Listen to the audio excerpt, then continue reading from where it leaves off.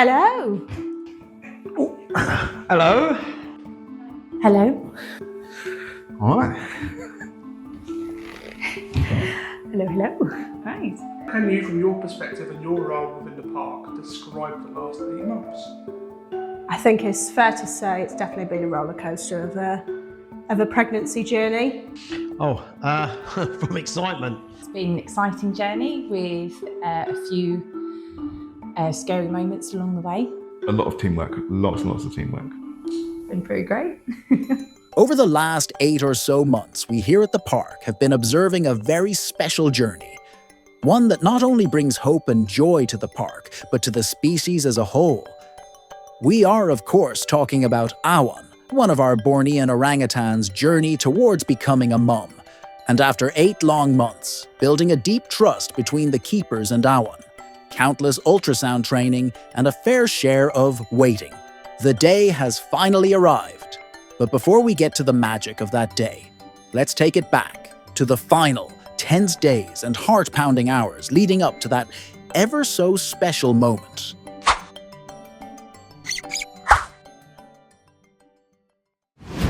In the days leading up to the birth, Vet Georgia and deputy heads of primates Jess and Holly continue to ultrasound train with Awan in the hopes to get in as much last-minute monitoring as possible. You've got a big belly now, look at that. It looks bigger every time I come down at this point. I think it looks a little lower though. She felt a little bit firm in that bit just down the button there. I don't know if you... It'd be interesting to see what we see on the scan. I think the last scan we did, which was a couple of days before she gave birth, and I could see a little bit of movement there that I hadn't seen, shall we say, when we'd done the scans previously. And I did think, I was like, oh, I reckon we're getting quite close. Just move the probe around just in various different motions just so we can see. Right. Good girl. So basically the first thing I'm looking for when we're looking at these scans is basically identifying baby's heartbeat and obviously any movement or anything like that. Just because obviously, having a nice viable heartbeat is what we really want to see. And it just makes sure that we've got that. The baby looks like it's doing all right. So. Ultrasound training has played an absolutely crucial role in Awan's journey. And although it isn't a very common practice for orangutan collections here in the UK, it has allowed both Vet Georgia and the primate team to better understand and keep a very close eye on the development and progress of Awan and baby during the gestation period. A zoo that I've spoken to who did ultrasound training with one of their pregnant orangs, they'd given me a few little values to kind of go on to compare to our baby. And so we were getting very close in our measurements to the sort of pre-birth size of their baby. And so I think at that point then I was like, right, this could be any day now. And this is the problem, of course, where there's so little data about for these kind of things. You kind of just have to work in that grey area a little bit and say, okay, well, that's roughly what this should be. So it could really happen at any point. And so I think that was the main thing that I was personally going off, was looking at baby's growth. What made you think, you know what, we're going to scan Awan? Do you know, I didn't even think about it. I didn't even think that no one had done it, to be honest with you. We're working with apes, and apes are so close to us. I'm thinking we train our apes to do everything. We train our apes to do injections. We train them to take their temperature. We train them to look at their feet. We have rangs put their heads out so we can oil their hands. You know, we listen to their hearts all the time. So why can't we scan her? So, and that's where it comes from. And I'm saying, but no one seems to have done it in the UK. It seems to all be in America when they've done it. So if you want information, it's Americans that have gone first at it. So I don't know if we are actually the first in the UK to do it. I think we are, all the way through the pregnancy. So it was just like, let's do it. Let's make sure everything's going well.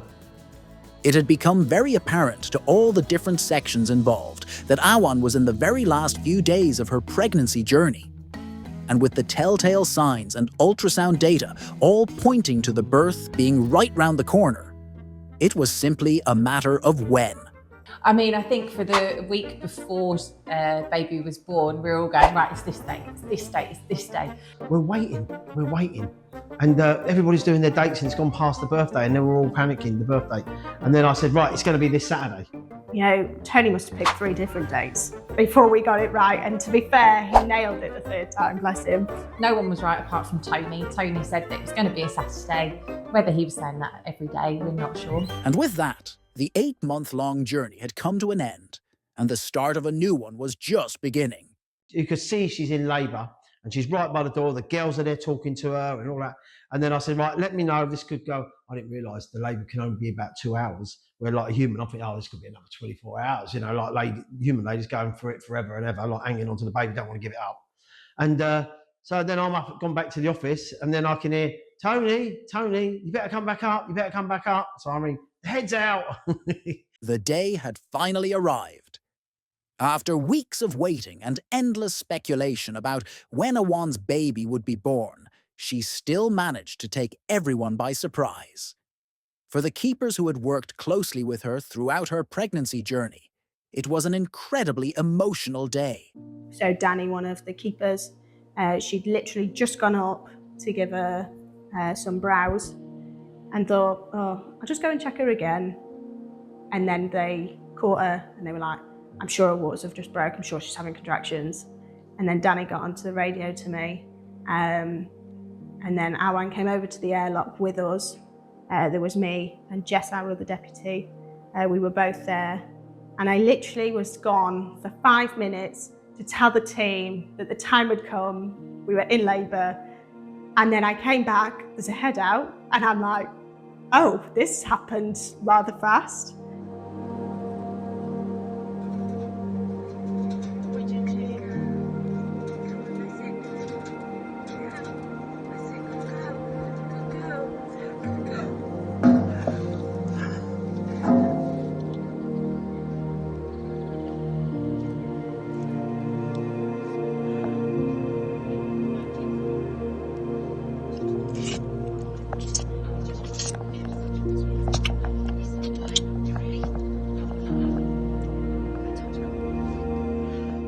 We were, honestly, it felt like it was over in 2 seconds. She just pulled baby out and it was like, oh, it's all done.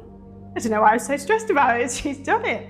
And then it kind of, the overwhelming emotions hit. You're crying, you're like, oh my God. And then the public must see you and they're thinking, oh, maybe there's something gone wrong here. And you're like, no, it's all good news. You're on the radio to the team to come and have a look. And then you see your team, then you start crying even more. It was such a roller coaster of a day. I was so knackered when I got in. But yeah, I'm not ashamed to say I cried, and I cried for the 5 days after that as well. Probably still cry now. Be able to see the birth was just incredible. It really emotional to actually watch it. I think it's actually only resonating now that we actually got to see that. I don't think I've actually cried. It's been high on adrenaline, but it was really special to see her give birth, and then to be able to see her for the 2 to 3 days. I was up there for 8 hours watching her, making sure that baby was okay, making sure she was okay. It was a very special and intense journey. The Bornean orangutan is critically endangered. With a dwindling population of just over 100,000 in the wild, their numbers have plummeted by more than half in the last 10 years alone. This is what makes every new arrival an incredible triumph. Fortunately, an orangutan's birth is much quicker than a human's, making for a smooth delivery, and after just a few pushes, her baby was here. It was a beautiful, powerful moment, Awan's natural mothering instincts taking over right away. It's so incredible that she's never given birth before. She's never seen her mum giving birth, but she knew what to do. It was just incredible. So she's got this baby's head hanging out of her. She then's there for a bit, and then she puts her arms back, and then pulls the baby out.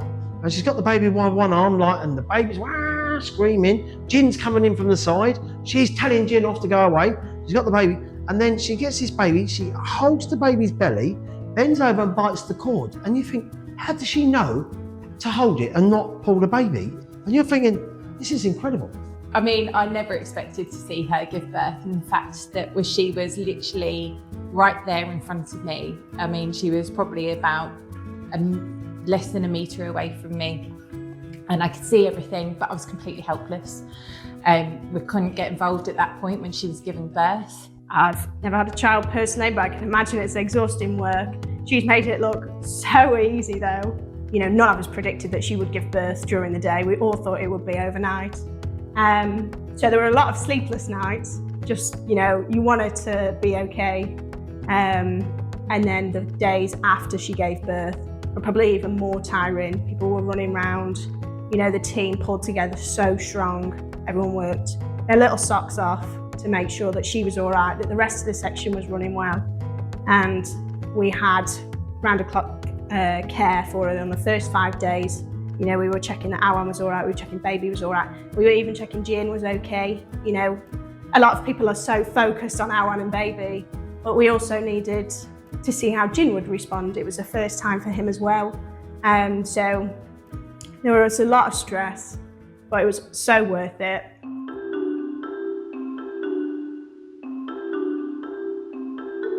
Awan has finally given birth, and from what the keepers can see, to a healthy-looking baby boy. The panic and stress of the birth process going well is now over, but for the keepers, a whole new worry is forming. Is baby suckling correctly, if at all? We're starting to get into panic, so we're starting to prepare ourselves now. She's not feeding the baby. We're going to have to remove the baby. We're talking to Monkey World. They've tried every way with chimps and rangs, so it's really good to keep in contact with them. They're really helpful. Then thought, right, we are going to have to take the rang away. We're not going to give it too much longer. I think we're running on 72 hours now and the baby hasn't suckled. The discussion that Tony and I had with the rest of the team was that the baby should have been suckling by then. And that was really our last day where we were comfortable for the baby to be not getting fluids in. That's more what it was about. It's about baby dehydrating. So it really was a case of we didn't want her to go another full night without feeding him, because we were fairly sure that she wasn't feeding during the night. And I actually had a little chat with Alison at Monkey World as well, just to get a little bit of insight from her, because obviously in the UK I'd say pretty much no one knows baby rangs better than they do. And we had a chat, it just sort of put us at ease a little bit. So we went up there with a few different ideas in mind, and as I got up there, we saw some head movement, but her arm was in the way, so she was sort of shielding him. So I got my phone up, I held it up quite high so that we could just see, and we could see that he was latched on. There was a lot of relief there, because it's, as cute as it sounds, it's such a huge responsibility if we have to take, especially a primate, away for hand rearing. And orangutans are in there with their parents for years.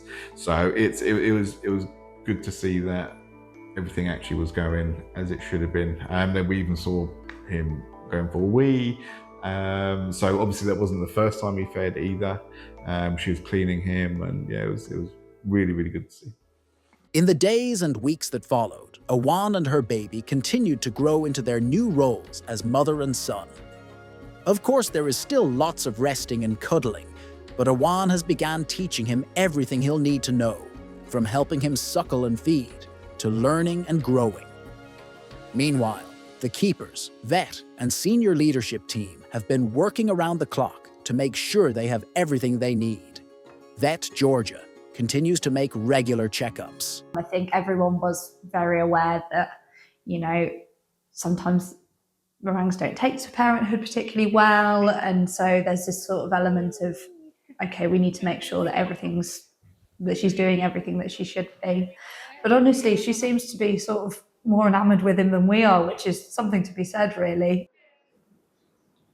Hello, Danny. Me and Sarah going to gym will be out by 11. I think that and holding on to her head. Hello, Oh, baby's producing a little poo there. Oh, thinking about it. just letting you know. Be lovely to see the front of him a little bit more, to be honest. So I mean, on first looks, you can see that his condition looks good. Yeah. No, looks like he's got a decent bit of sort of fat coverage over his ribs and things, so that's really good. And he's holding on very nicely as well, which is always nice to see. Certainly looking nice and bright.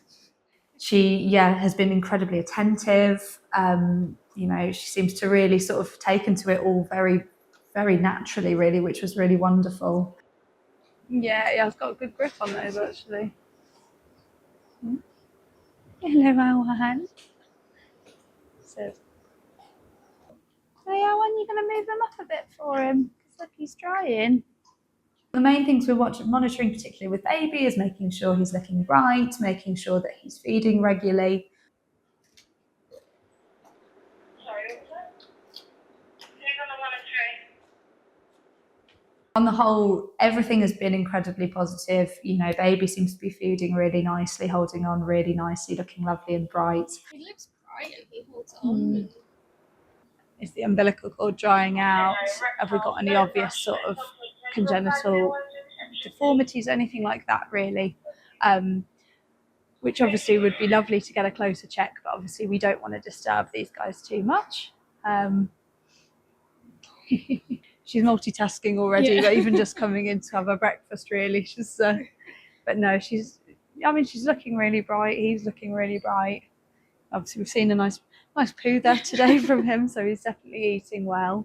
She's coming to the bedroom as well to eat. Fantastic, that's lovely, and that's what we want. We want her to feel comfortable, and we want her to feel like she can come in and have a look at us. So, With a rapidly dropping population and a constantly shrinking natural habitat, births like Awan's have grown in importance beyond measure.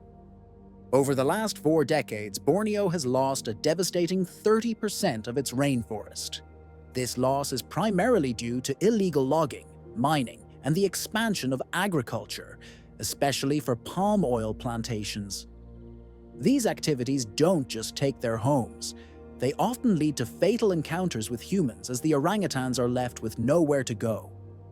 And so, as we watch this new life blossom, Awan teaching her baby the ways of the world, it is made even more clear just how important Awan's journey has been and will continue to be.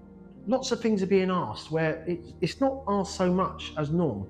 So for me, excellent, absolutely excellent that people there were asking. And we're not talking about 4 or 5 kids, we're talking about 40, 50, 60 kids. These are our new generation coming through that are going to be keepers or are going to be out in the field doing work and all like that. So these are the kids that we need to get interested in these animals so we can save them in a later date. Our captive populations are increasingly crucial because it acts as like an ARC system, really. And so each and every baby that we have in captivity and maintaining that genetic diversity, so we do have individuals in future, hopefully, that can look at being re-released, is absolutely critical. That little baby could be part of the next breeding population and inevitably saving the species from extinction. You know, I've got complete strangers coming up to me going, how's the baby, how's the baby? You know, people are so excited about it. And it's so nice to see, especially with youngsters, like, oh my God, there's a baby, there's a baby. And it's like, yes, people need to be animal lovers. So we see the importance on why we need to save these species. What are your hopes for both Awan and the baby moving forward? My hopes for Awan and the baby are really simple, which is just to keep doing what they're doing. She's doing a good job from what we can tell. Baby's looking good, looking healthy, and as long as things stay like that, I'm going to be really happy. We just want baby to be hitting a lot of the major developmental milestones.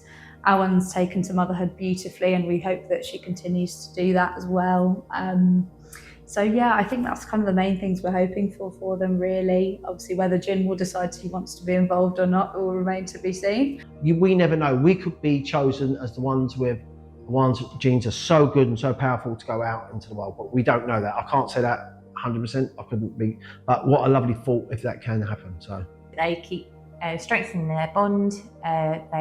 He still feeds well, and they've got such a long time with their mothers, the orangutan babies. So it would be a lovely journey to watch them on. I just want them to be happy and healthy, and then I'm happy. Raising awareness and supporting conservation is key to securing the future of orangutans and other endangered and declining species, both in the wild and in human care. If you want to be part of their story, follow us on our social media accounts. Spread the word and help us make a difference.